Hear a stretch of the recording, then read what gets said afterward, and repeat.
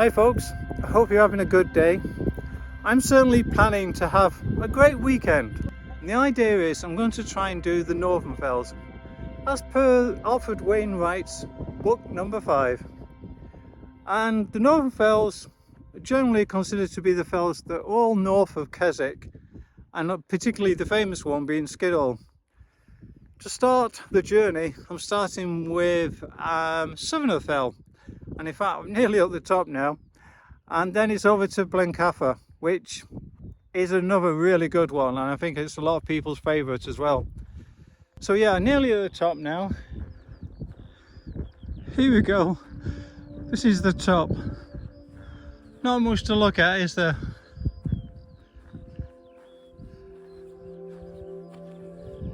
Yeah, there you go. The thing about this particular fell is really the views, but unfortunately today it's quite a bit overcast, and in fact I am expecting rain later on.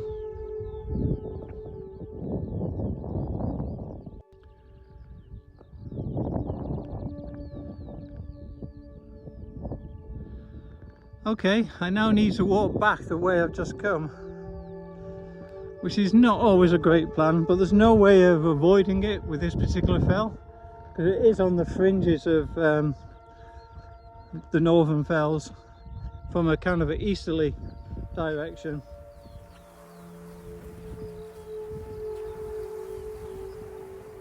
So this cairn here is the south Sca Fell cairn. Yeah, it's kind of got two tops, Sca Fell. They don't call the other one north, but they call this one south on the map, the old survey map. And Bannersdale Crags is over there, which is where we're going to as well. But we're going to do Blencathra first, which is the one you can see in the mist. It's trying to hide itself from me. So we're on the slopes of Blencathra now. I'm coming to a decision point over here. I can take the path a little bit to the left, and obviously because it goes the long way round, it's a bit gentler on the slope, or go more directly up. I think I'll take the direct route. I'll be sheltered a little bit. So that's where we came from. What's along that ridge line and up the path here. Down below we've got Scales Tarn, and I'm just showing you the way ahead because we can see nothing, so we're going towards nothingness. Here we go folks, but I'm afraid not a lot to see. Although I always find this a bit strange.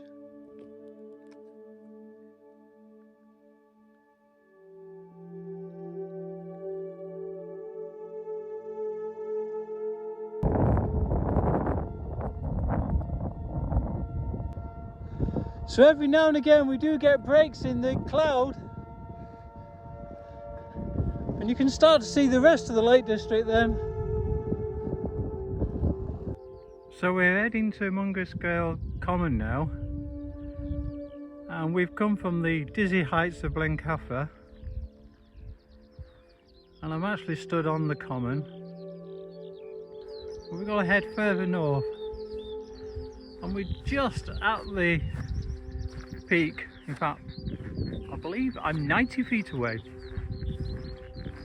from the pile of stones that marks the summit of this common land, and I'm very intrigued where all these slates and stones have come from. People must have really carried them in, because I've walked maybe a mile or two and haven't seen such things. As you can imagine, if you look at the ground around here, in fact if I wanted to add to that pile, I'd probably have to walk back up there to grab a stone. Maybe I'll have to remember that for next time. I mean, I'm glad somebody's done it, because it'd be difficult to guess where the actual point is. Am I truly on the highest point? So we've come from over there where the common was, and now, because the mist has subsided, we've got a better view.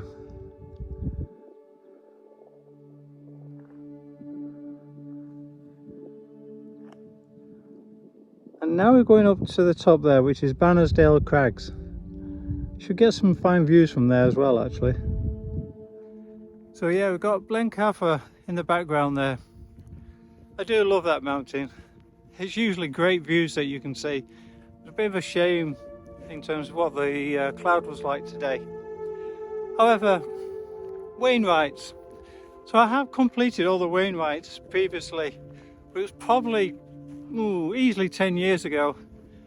And yeah, I've been reflecting on things. Now I'm retired, I thought, well, I've got more time. Why not do it again?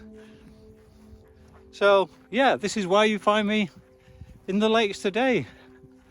And I thought I'd try and do it maybe a book at a time. So, as I mentioned earlier, this is book 5, The Northern Fells. And Wainwright completed the writing of that book. I think it was 1962, it was 61 or 62. Actually took him 2 years to actually write that particular book. So thanks to Alfred, I'm now scaling the heights of Bannersdale Crag. And I'm pretty well nearly there actually, so we'll be able to have a look around soon. See you at the top.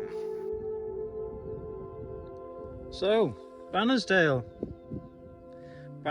Crag. In fact, the crags are more over there. And it's a bit weird when you get here, because you think you're at the top. More when you're on the brow of the hill just there. And that's marked 3 meters higher than this placement here, but on the map it does show that this is the top, even though it's 3 meters lower, which is a bit bizarre to say the least.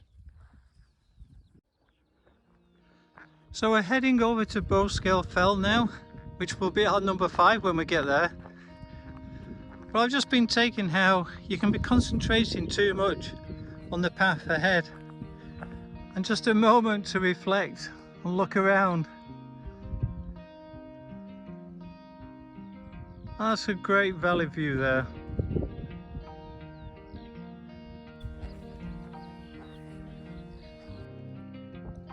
So the beauty of the Northern Fells. You see more sheep than you do of people. It's probably the least tourist attraction of all the books. Well, the nearest one is Sca Fell, which we did first thing this morning. Right in the very distance we can see Blencathra. And we've just come down from here. Well, this is unusual. I've seen mile markers before, and kind of boundary markers as well, but this is quite an unusual one. Wish I knew the history of it and how long it'd been here as well. Wow, I might actually just about do that. Half a mile, I think it's half a mile before I turn up onto the crag. And it's open Wednesday to Saturday. Usually the days I choose are the days when these things are closed. So this is the township of Bowscale. Quite amazing, it has its own little sign back there. Yeah, and that is the sum of it. So it says the parish of Mungrisdale.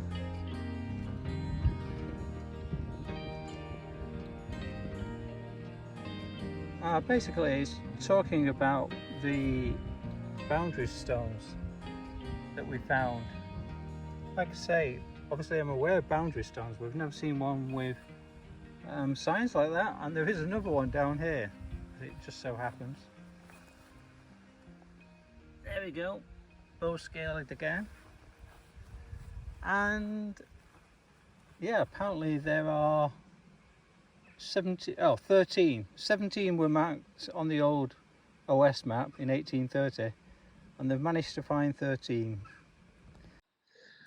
Right, well, and this is the old bridge. It seems perfectly fine to me, this bridge. Probably couldn't get cars across.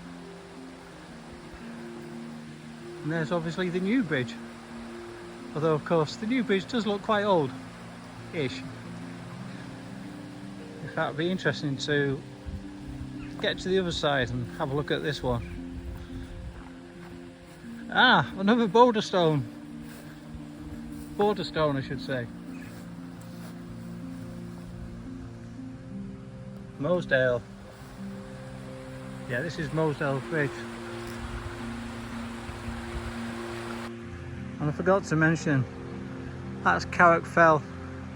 When I look through the lens of the camera, it doesn't look too bad, but when I'm looking at it directly, it looks pretty challenging, shall we say. Especially as we go in that side, which looks steeper, weirdly. Okay, let's keep going. Mosedale, please drive slowly, because you might miss the ice cream.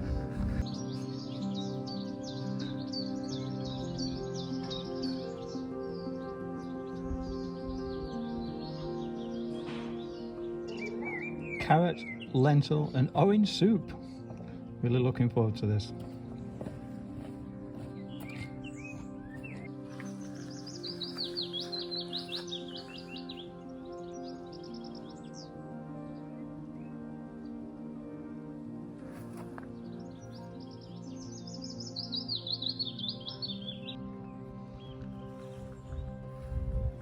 Apparently there's a glamping pod as well.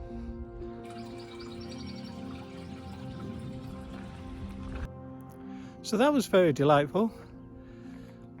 Yeah, so if you're ever this way in Mosedale, Quaker's Meeting House, that's the place to go to for your coffee and cake. Now I'm going to attack this behind me here. So that's Carrock Fell. This is getting interesting. I'm just trying to decide if to take the edge of that. It looks like there's a little path here. Gosh, this looks like it goes all the way up there, and I can see it further up there as well. I'm not sure what to do. I think I'll go with the right side. See how we get on. So I'll stop for a rest because boy, it's very steep. And that's what's ahead of me. Well, that's been the hardest climb of the day by far. Sod's law is towards the end of the day. Good job I had my tea and soup at the friends meeting place. Yeah. And then I was coming up here, like I say, it was really tough. And then I came to this arrangement. And I suddenly remembered, yeah, it's supposed to be a hill fort up here. And this is the remains of part of the ancient hill fort. And obviously this would have been protection to the route up. But I can't imagine any enemies want to come up there and start a bloody fight. I certainly wouldn't want to. Well guys, I hope you don't mind. I'm using this as the peak of Carrock Fell. It's actually over there. You may or may not be able to see it, but there are 3 people hanging around up there. And I've been sat here for quite some time, having a rest, admittedly, hoping they would disappear so that when I get there I can record stuff. But they're fairly persistent and seem to be welded to the spot. So like I say, I'm using this as the summit for now. So I am actually on the top now. People have finally decided to go. Amazingly, I've hardly seen anyone all day, and then I see 3 all in one in a remote fell. Right, we're going over in this direction to High Pike now. It's in the mist over there. I hope you do believe me.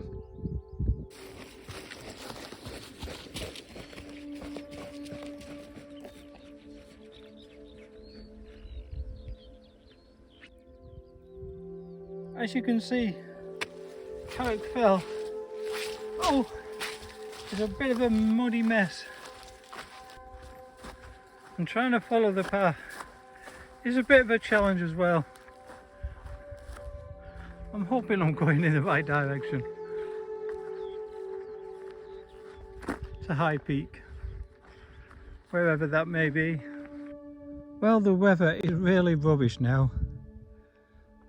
It feels like about 7 o'clock at night. It's really weird. But we're now on High Peak.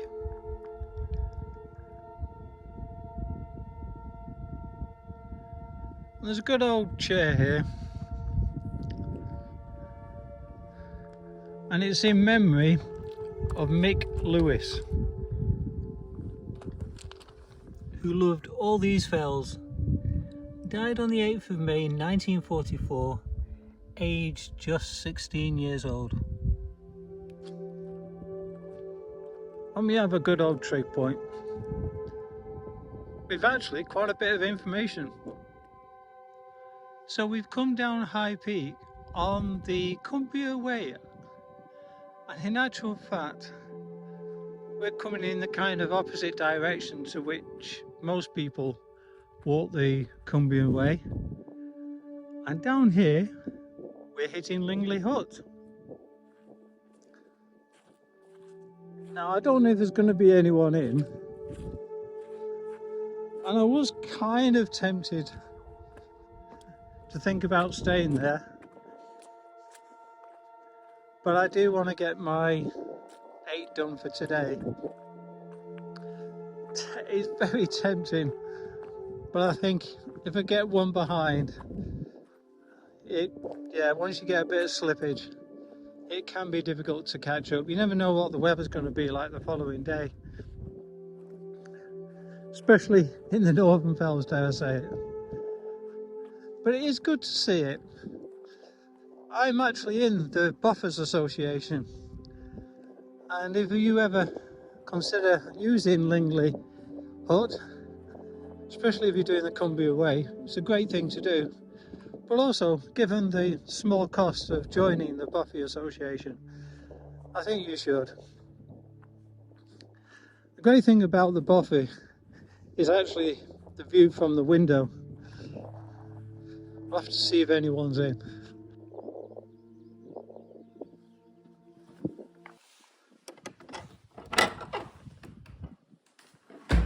Oh, look at that. No one's actually in. Now that really does surprise me. A Friday night towards the end of June and no one here.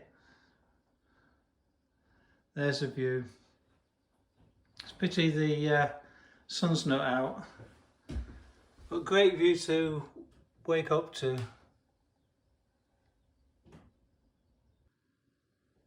All the essentials of life: toilet roll, playing cards, and some hand sanitizer. Big shout out to Baker88, who's been following me on Instagram as I've been doing each of the peaks. And I've been getting encouragement and help about the directions I should take. He obviously knows about the Lake District. So thanks for your support. Right, I need to finally abandon the Lingy Hut. Tempting as it is to stay here, I want to get that final fell done. I decided to do Knott. I'm sure, as you'll see, across this vast plain of Knott, I'm bound to find somewhere that I can easily have a night. Now I need to find somewhere to sleep. Well, I was going to show you me putting the tent up, but the moment I arrived, it absolutely started pouring down. And the weather's not much better now, at least it stopped raining.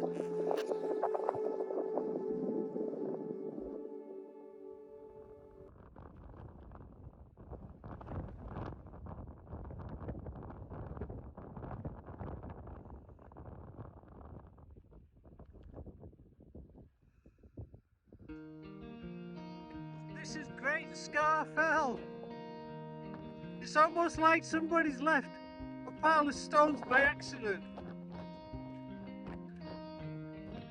If this wasn't here, you would just carry on walking over. You wouldn't know it's a mountain top at all.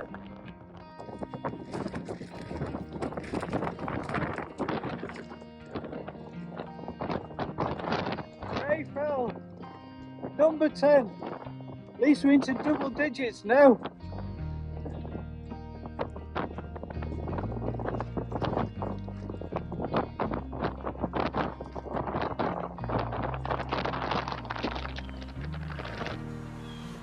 It looks so tame and idyllic over there.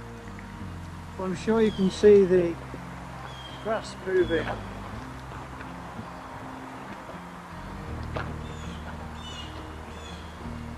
This is where I'm trying to get to next, Longlands Fell.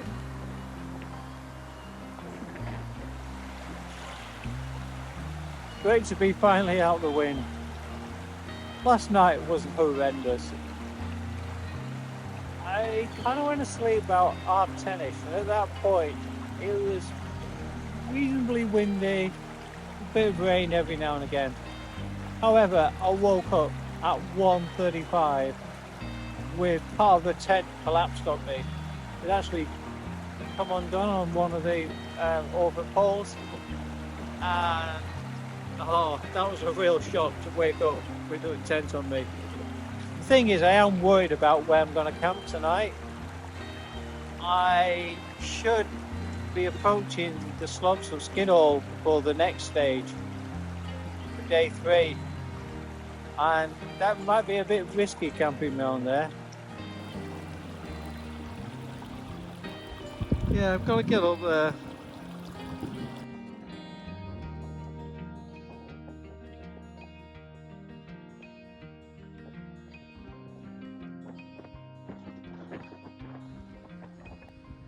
So we've just come down from that fell there,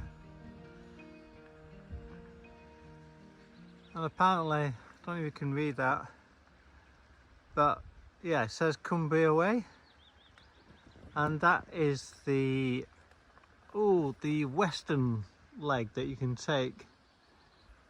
And it's more of a low-lying route. We want to avoid all the wind I've just been having. That sounds odd. Anyhow, yeah, so we're on the road now going over towards Binsey. I always think Binsey, it's a funny sounding name for a fell. Well, there you go. Right, might as well make the best of this road and get cracking. Such an idyllic scene. Bit worrying though, the cows are sat down. That usually means it's going to rain. Although one is standing up, so that gives me hope. Yeah, so we're going down the road and going past over water. The water's over there, and we need to get round the other side. And in fact, the kind of hillock on the left is the one we're aiming for. Interestingly, the one on the right is called Laprig. Yes, there's more than one, but you can't officially get up to the top of that one, I don't believe. I did not know that Overwater was owned by the National Trust. I haven't really looked into it, but I'm fairly certain there isn't like a footpath around it, or really any way to get to it. I mean, you can walk along here, but it just takes you to where those railings are in the distance.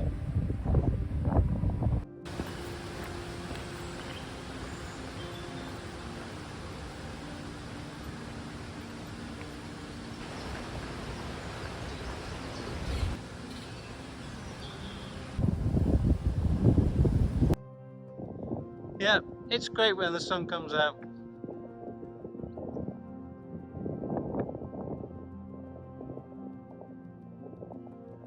So this is the problem with Binsey. It's too easy. People arrive in their car, not surprisingly, hop over the fence, off they go, come back again. Yeah, all job done in half an hour.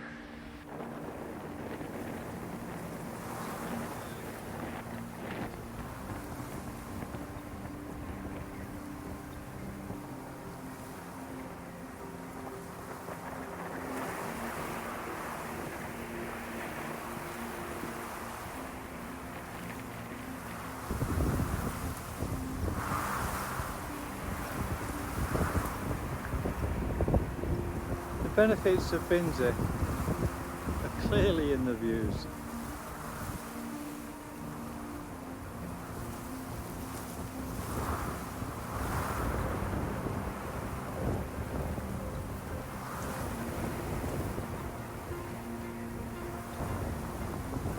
Oh, so it's all gone a bit wrong. Just had another rain shower and I'm a bit worried. Obviously my tent's already wet and I was hoping to dry it out, and that's not been the case. And I keep looking at the weather forecast and it's not going to get any better. Not quite sure what to do. I mean, the thing is, I have managed to do 12 Wainwrights. I did want to do the full 24 to do the full book, but maybe I've got to accept. Yeah, maybe I've got to accept what it is. I've done half a book, which I suppose is not bad. And I've approached some of them from a different angle that I've never done before. So I'm happy about that. I've learnt stuff. I'll hope to finish this someday. I've got other things planned. But for now, see you on the trails and thanks for your support. Bye.